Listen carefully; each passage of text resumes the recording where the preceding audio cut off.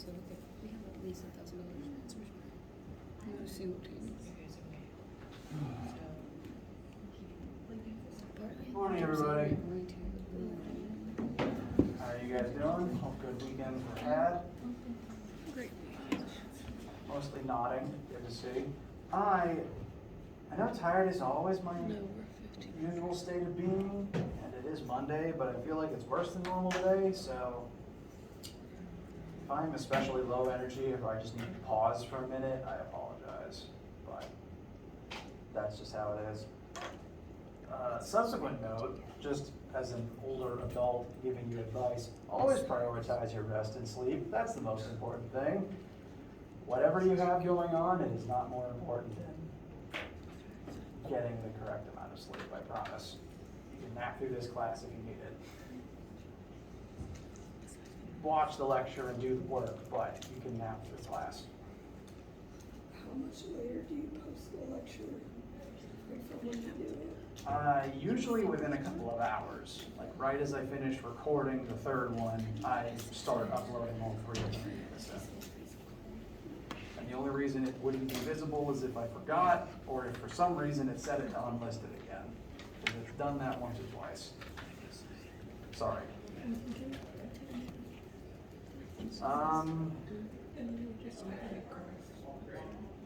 Any questions from anyone before as I'm parsing through the blog?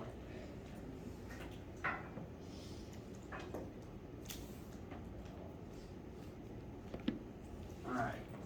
A couple reminders. Chapter 4 homework and quiz are due tonight. So main thing I'd like to spend time on today is opening the floor up to you guys for any questions that you've got about that. I have some help from 6 and 7 currently on the board. I would like to specifically look over 7 a little bit with you guys because it's kind of what this week's lab is about. So if you've already worked out 7, great. If you haven't, pay attention. You'll be doing this in lab. As a reminder, the quiz timer has been removed, so you can open it, close it whenever you want, no penalty. I think it has a submission limit of 5, but that's 5 per part of each question. You can test, you can do the first part, get the right answer, then move on to the second part. It's not number of submissions per question, it's submissions per part per question. So, main thing we'll focus on is homework questions for today, and if nothing else, definitely taking a close look at the pulley question. Test is next week. First test is next week. It's on chapters 1 through 4. You'll take it during lab time, but in this particular room. So for test prep, I'll be uploading an updated practice test and an answer key for that practice test to Brightspace. There is an old one there currently, but it's out of date. It has chapter 5 on it. You aren't being tested on chapter 5 yet because we haven't talked about it yet. So that old practice test, you can look at it, but I'm going to post a better one today or tomorrow. And then Wednesday and Friday, we can look over that, address questions you have, make sure everyone feels safe and stable about the test, and I'll also teach some introductory things about Chapter 5 so that we can hit the ground rolling after the test. Anything I talk about for Chapter 5 is not on the test, and I will make sure to preface that when I talk about it on Wednesday and Friday. Test is next week. Take it during lab. Come here. Since next week the test is during lab, lecture sessions next week will be optional study sessions. Namely, especially since everyone's taking the test at different times during the week, class is just optional next week. Come in if you have questions, come in if there's anything you want to study, talk about, discuss, or if you just like being here for some reason. But you don't have to physically come. If you say have the test on Monday, maybe you come to the Monday lecture to make sure you've got everything finished. You take the test Monday afternoon. You can take the rest of the week off at that point if you want to. Week after that, though, there is fall break, but we will meet for a completely normal lecture again, starting Wednesday after fall break to begin chapter 5. So it's only next week that lecture is completely optional. And that's just because I'm not covering your content. Any questions or I'm tired, so I'm not sure how clear I was on all that. How do you guys feel? So you said the practice test is up on the old version? Yes, the one that's currently there is old. It's not bad practice, it just has things on it that aren't on the test. I'd show you those things. However, my computer is almost dead and my laptop charging cord is an hour away at my house. So I don't have a computer to project from today because I need to save this to check answers to homework questions later. So we're going, for the most part, undigital. Since my phone is currently being used as the camera. So for now, if you look at the old one, any questions that involve work, energy, or power, that's chapter 5 stuff. We haven't talked about that yet. That is not on test 1. Previous years, chapter 5 was part of test 1, not this year. Cool? Uncool? Various mixed states of cool? Okay. So, main thing, chapter 5. Chapter 4, homework and quiz are due tonight. What questions do you guys have on that? Can you set up number 4? Bless you, yes. Need to check 4's setup and answers real quick.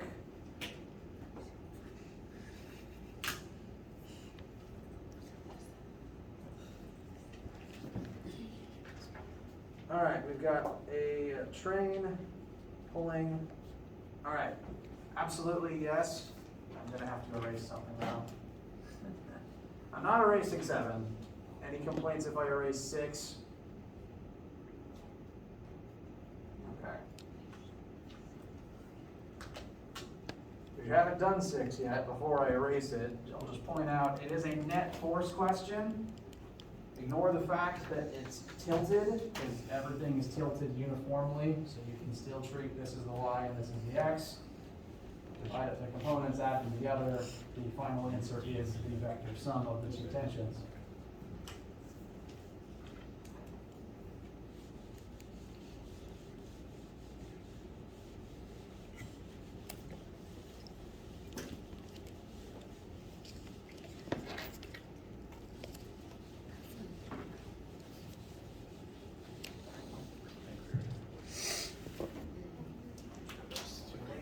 That's 7, and let's look at 4. 4, I find the worst part of 4 is the conversions needed for it, because it gives you final velocity in kilometers per hour, and it wants the final answer in minutes. That's just rude.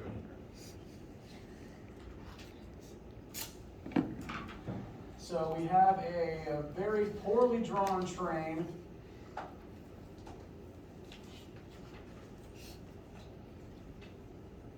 Also, the wording is weird because it bothers distinguishing between the train locomotive and the part of the train that's behind the locomotive. The phrasing on this one is odd.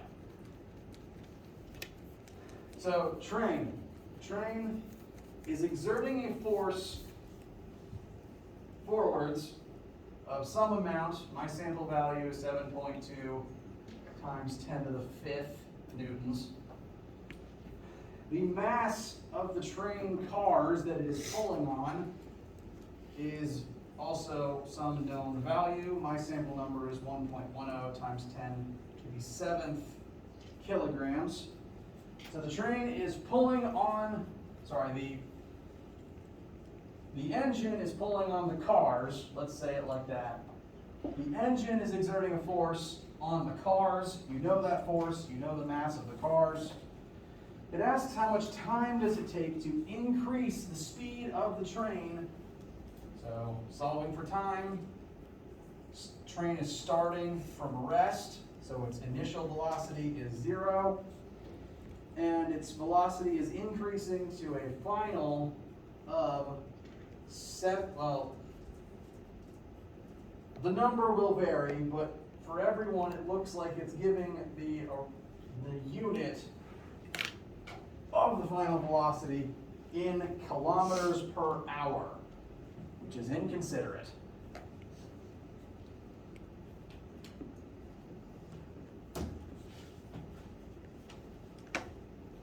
So, what's happening here is the train is pulling on the cars. That net force is going to cause a net acceleration.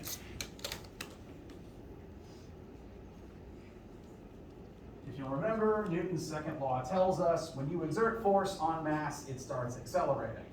So the force the train exerts on the cars will cause some acceleration. We can use Newton's second law to find that acceleration.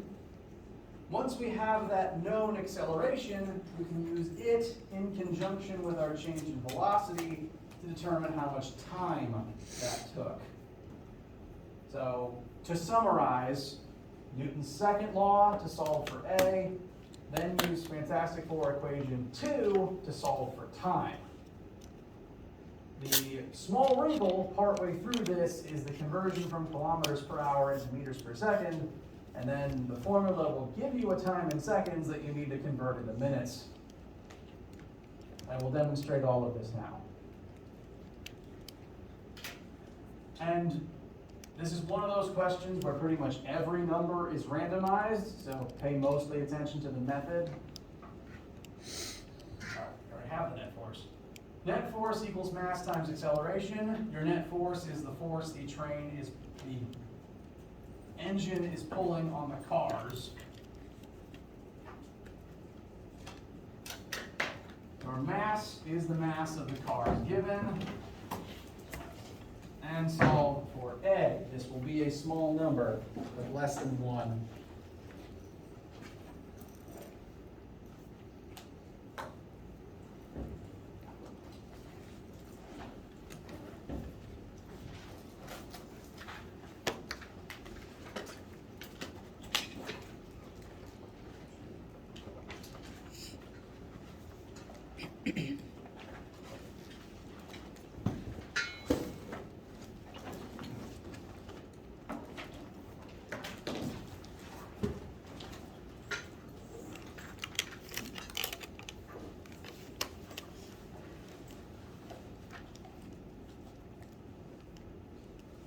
So for my numbers, I have an A of about 0.065 approximately.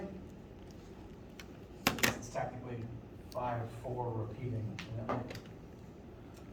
So now we have A, we know final velocity, we know initial velocity, and we want time. The one formula that has all those things in it is Fantastic Four formula number 2. That formula is the definition of acceleration formula. It's the most straightforward way to get what we want here. The only wrinkle is, again, the VF is in kilometers per hour, which won't jive with the meters per second squared of the acceleration. Something's got to be converted. I'm going to show how to convert kilometers per hour into meters per second. So your 70 will be a random number, but the conversion will be the same.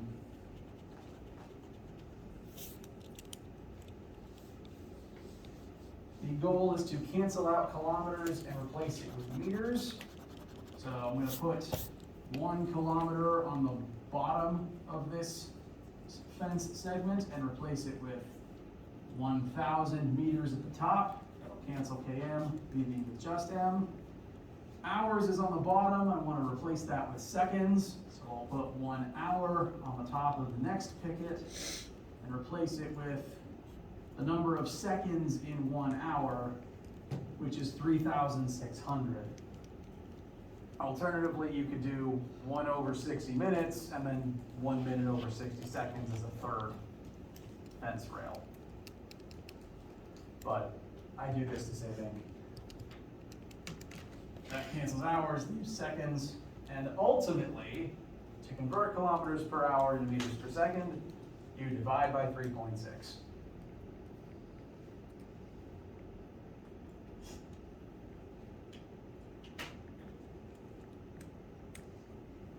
So, for me, the sample number is currently on the board. My final velocity in meters per second is 19.4.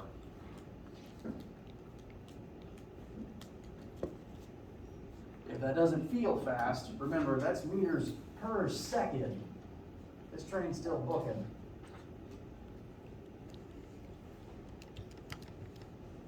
So this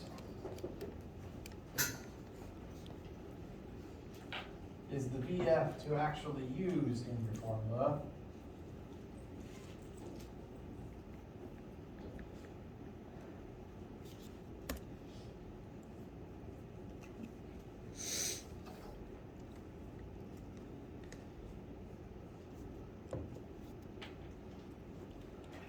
Acceleration from Newton's second law gets plugged in for A.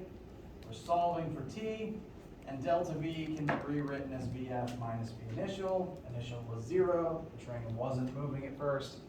V final is what we just converted. This should give you a non-insignificant number of seconds.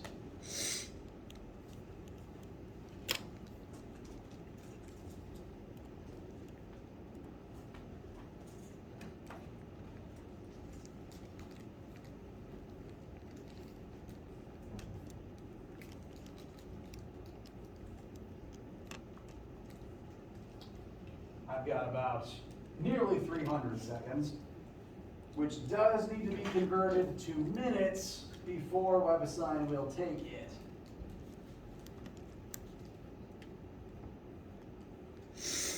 I've checked my work though, this gives me the correct answer that WebAssign is looking for. How does this one feel? I find that conversion to be the rudest part. You see all the numbers, you plug all the numbers in, and suddenly you get a wrong answer because it just gave you the slightly wrong information. It's a very rude computer program.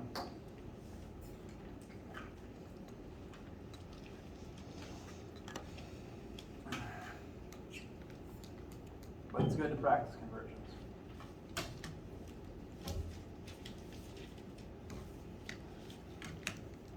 What else is on your minds? Yes. Number 7, I got the meters per second squared and the meters. But with the two, like the 2 blocks and the 2 weights, how do you find the newtons? Great question. I'm going to explain the whole thing to the whole class, because again, this is the lab setup as well, so I want to make sure everyone's seen this. So, I look at number 7 now. This is a pulley question, and it may look different to the pulley question from Friday, but it's not actually that different in how we are going to solve it. On Friday, when we first discussed what pulleys do, the version we looked at had one object hanging straight down and another being pulled along the table. Main difference here is, instead of the first object being pulled along a table, the first object is hanging straight up and down like the second one. As I said, this actually won't change the math tremendously much, since we didn't factor in friction before. For the physical setup, we've just got 2 masses hanging from a pulley. You are told what the masses are. For me, I've got 2.4 for the lighter object and 6.1 for the heavier one. You're asked for 3 things, and they are asked in an order that I agree is the order you should try. Well, let me rewind. They ask you for delta y last. That's on purpose. The three things it asks for are the tension in the rope, the acceleration of the two objects, and how far they move in 1 second after being allowed to accelerate at this rate. I've summarized that third one as delta y at time of 1 second. This is the very last part of the question you do. So I'm going to explain that one last. T and A are asked for at the beginning because you'll find them together at the same time, kind of like how we did on Friday. A lot like how we did on Friday. Two objects hung from the same rope. Since they're attached to the same rope, they'll have the same tension acting on both of them. Additionally, since they're physically tied together, they will accelerate at the same rate. So not only do they have the same T acting on them, they will have the same A in their formulas as well. My advice for all force problems is to analyze the net force acting on an object, analyze the net force and set that equal to mass times resulting acceleration. For object 1, its tension pulls up, its own weight pulls down, and that's equal to its mass times A. For object 2, tension pulls up, its own weight pulls down, notice the different mass, and that'll be equal to its mass times its acceleration. So all of this is derived from Newton's second law. On the right side, we've got MA. On the left side, we have net force. Net force is defined as the sum of all of the forces. Look at the picture. There's two forces acting on each object. They're both in the y-axis each time. So those two forces must add up to become the net force that causes the acceleration of this mass. Main thing that's different about this one compared to the one we looked at in class on Friday is object 1 is now hanging up and down instead of being dragged along a table, meaning that it now has its own weight working against tension. So the only real difference is we've added an extra term into object 1's formula compared to the one from Friday.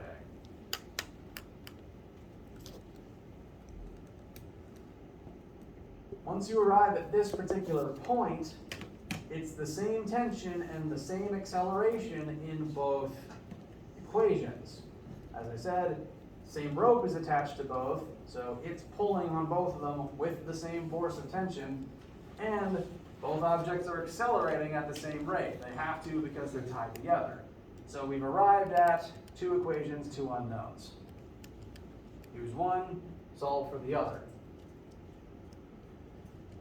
I've shown my recommended steps for that. First formula is not that difficult to just solve it for t equals, so that's what I show here. Then plug that into the second formula in place of writing t. The only real trick to be aware of when doing this, and it's the same thing I warned you about on Friday, is noting the sign of each object's acceleration. Physically looking at the picture, what direction is each object going to move in? All right. Now specifically, M1, what direction is it going to move in? Up. It's the lighter of the two. M2, therefore, will move in which direction? Very good. This means in order for this to work, it needs to be the same A number in both equations. But M2, the second object, is accelerating downwards. The A's need to be the same, but to make it work, we still need to install our own external negative on that A term so that the A is the same number, but the equation treats it as negative. So that's why this is here. If this wasn't here, this wouldn't work.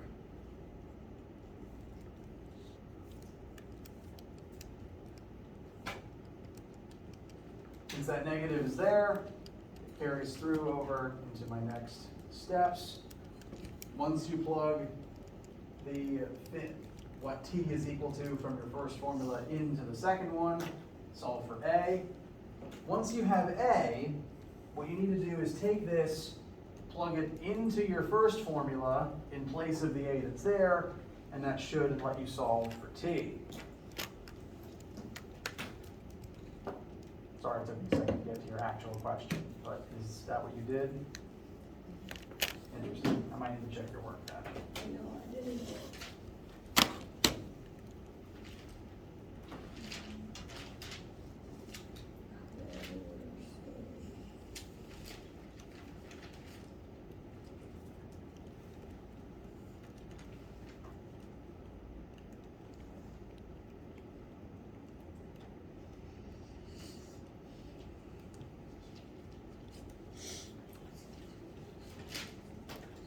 Okay, it's all right. Let me know when you find it.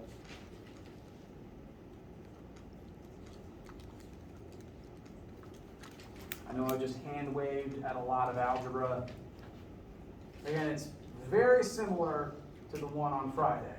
The only difference is there's this extra term for mass 1's weight floating around in there. But thankfully, we know M1, we can find a number for it. It's not a huge inconvenience.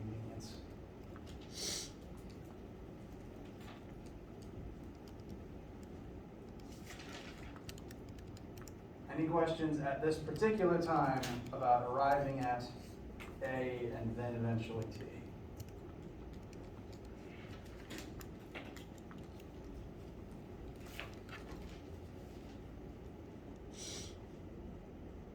Okay, it's okay if you don't know what your questions are yet.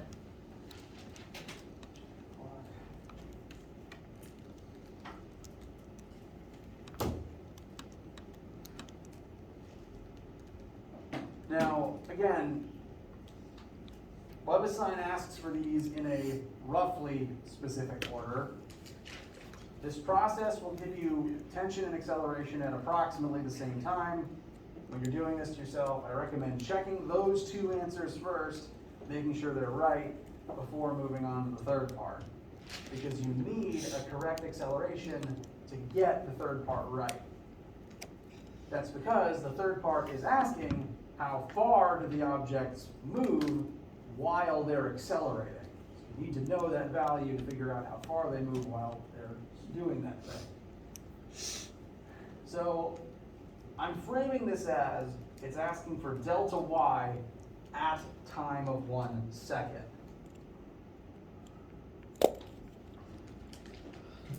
So I recommend using formula 3.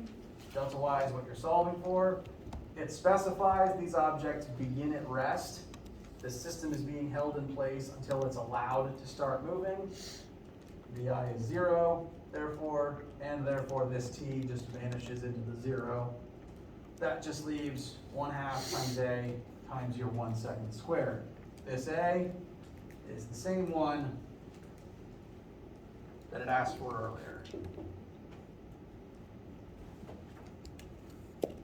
And since the two objects are physically tied together, however far one of them descends, the other will ascend the same amount.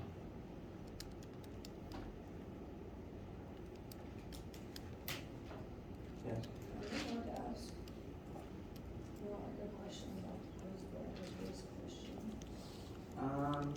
Yeah, because people can load it up at the time. Okay, so instead of doing this,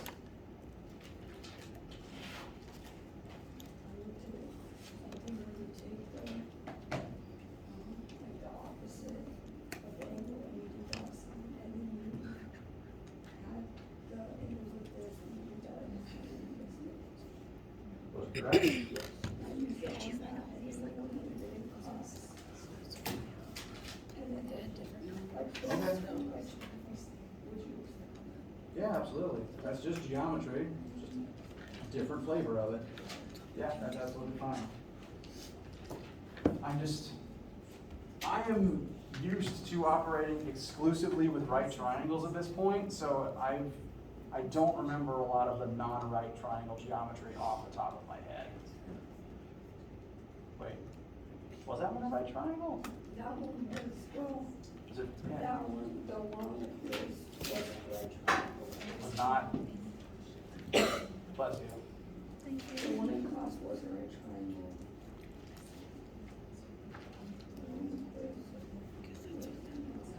Oh, yeah, it was.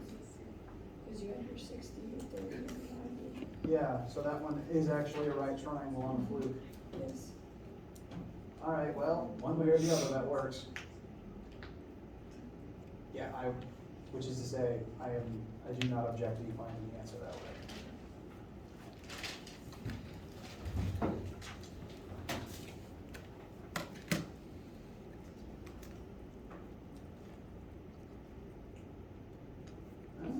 That totally works. You taught me something today.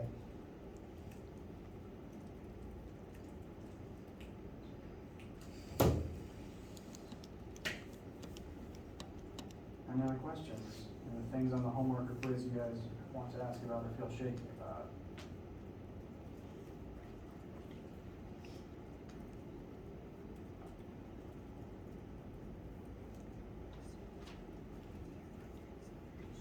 Okay.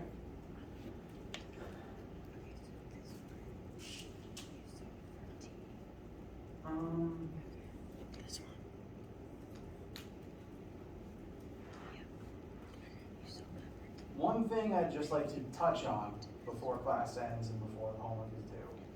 I don't remember which one it is off the top of my head, but one of the homework questions is a ramp with friction on it, correct? 10, thank you. Question 10 is a ramp with, it asks about this ramp in two ways. One of those ways is without friction, then the second part asks you to add friction in.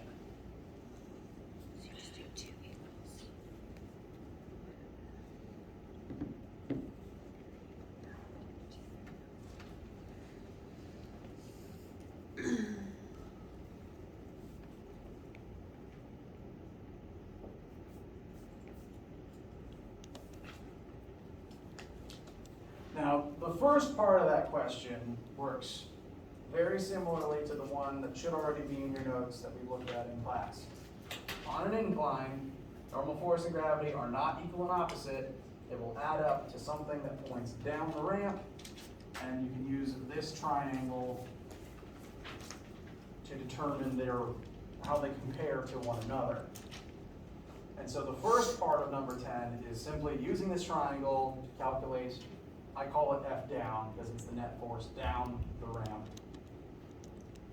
This force equals mass times acceleration and asks you for the acceleration down the ramp. So part one is find this force, use it to find A. The second part of it adds friction into the proceedings. I just want to touch on what that changes about this. We talked a little bit about it in lab, but in lab it was a little weird because you had to do it with friction pointing both directions. But here it's just going to point in a single direction.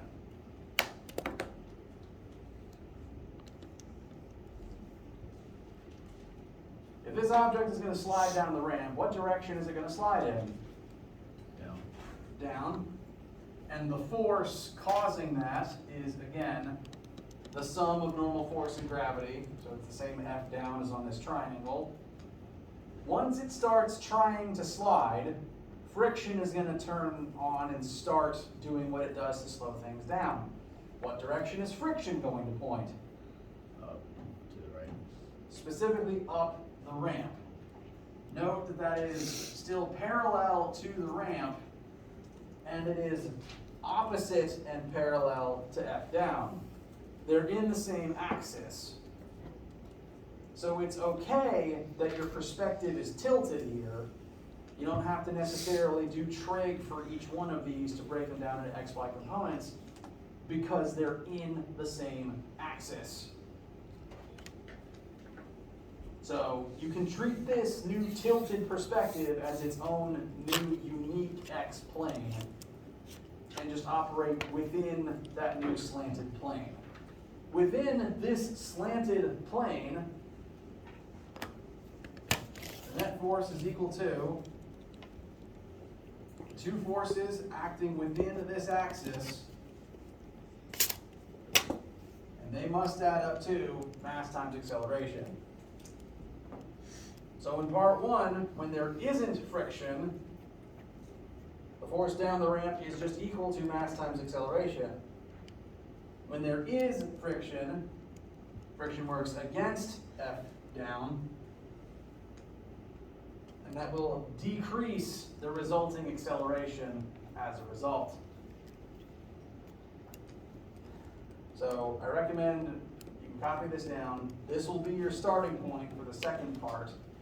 It's the same F down as you found the first time around. The only thing that's different is you have to factor friction in.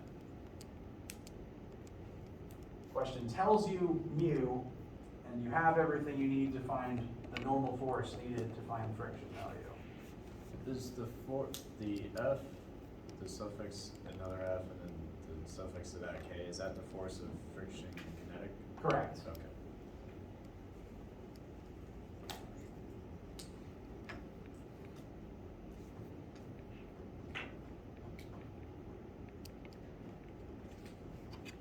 Ramps are just weird questions, so I wanted to help set this one up for you. How do you guys feel? Bless you. Sorry, in my house, anytime my wife or I cough, hiccup, sneeze, or even sniffle, we say bless you. So it's just a habit at this point. I apologize if that gets annoying. So anytime I hear anything, it's a reflex.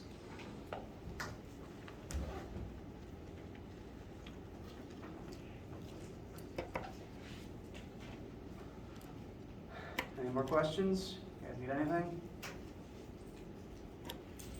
Yes. I know this would be backtracking. I'm having Okay. trouble finding the acceleration of the block like down the ramp. Okay. Using like the triangle. All right, so, now I don't know, I assume it gives you the mass of the object and the angle of the incline. I don't have it in front of me. Everything's random. Right. But it Does does it give- gives yeah, you a it gives number for those. mass and angle? Okay. So, yes, everyone's numbers will be slightly different, but you'll still need to find this leg of the triangle. And at the beginning, you'll have the mass to find FG and you'll know the angle. So from here, from this known angles perspective, same as this angle in the ramp, F down is opposite and FG is hypotenuse. So sine of whatever your angle is equal to F down over FG, which I will write as mass times 9.8. So your F down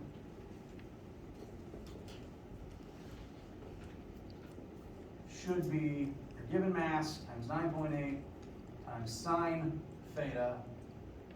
Once you have that number, divide mass out of it. Whoops, where's Newton's second law? Divide mass out of it to find acceleration. Yes. So one of the things that it also gives you for this problem is it gives you the mass and the incline, and then it says with a force of magnitude F equals like mine says 35 newtons, but it gives a force, Wait, and that's why I think I need to look at the question now. I might be misremembering it. Sorry, one sec. that extra variable is just throwing me off. Huh. Oh. Wow, I was misremembering this. So yes, this is tied to a string and being pulled up the ramp. Okay. Wait, how do you know that? Because of the picture. Oh, okay. Yeah, a block of mass blank is pulled up a blank incline with a force of F equals blank. So in the picture, the implication is there's a rope tied to this thing and someone is dragging it up the slope. That means that F down is working against that given force. So you do need to calculate F down, And then you need to subtract it from that given force, and that's finally the net force. Okay, wow, I may have been unintentionally misleading you this whole time. Okay, so net force is equal to, let's just call it F. This is the F the question gives you. Minus F down, since they work against each other, and that's equal to MA for the first part. For the second part, you'd actually need to factor that force into here as well.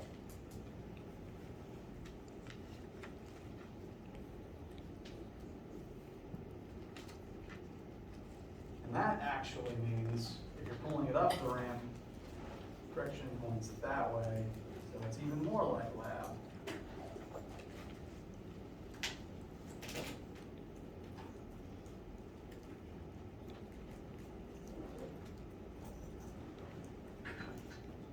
So now, wouldn't the force of friction go, oh wait, here, okay, you have. Yes. Yes. I was wrong about the direction of friction because the memory I was drawing from was flawed. I apologize.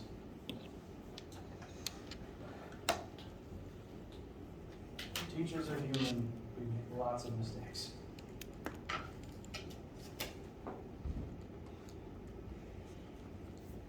Okay, so actually I'll call this A.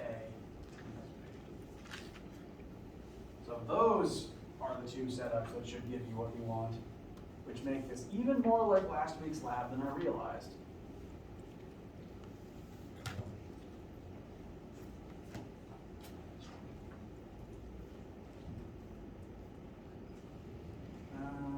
Clock. Lab 15. How you guys feel?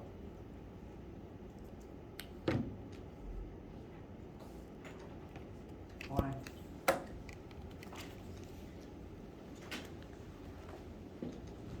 Okay. As I said, homework quiz is due tonight. As you're wrapping it, as you're working on it today, let me know any questions you have. I recommend email because my phone shakes when I get emails, but my phone doesn't shake if you use the WebAssign ask your teacher a question thing. I will check those, I just don't get the notification immediately. At this point, if you guys don't have anything specific to ask about, I'll end the recording and we can cut it here. And you guys can either head out now if you want to, or stick around and see if your thoughts coalesce in any more questions in the next 5 minutes. One way or the other though, have a wonderful day, and I will see you for either lab today or lecture on Wednesday.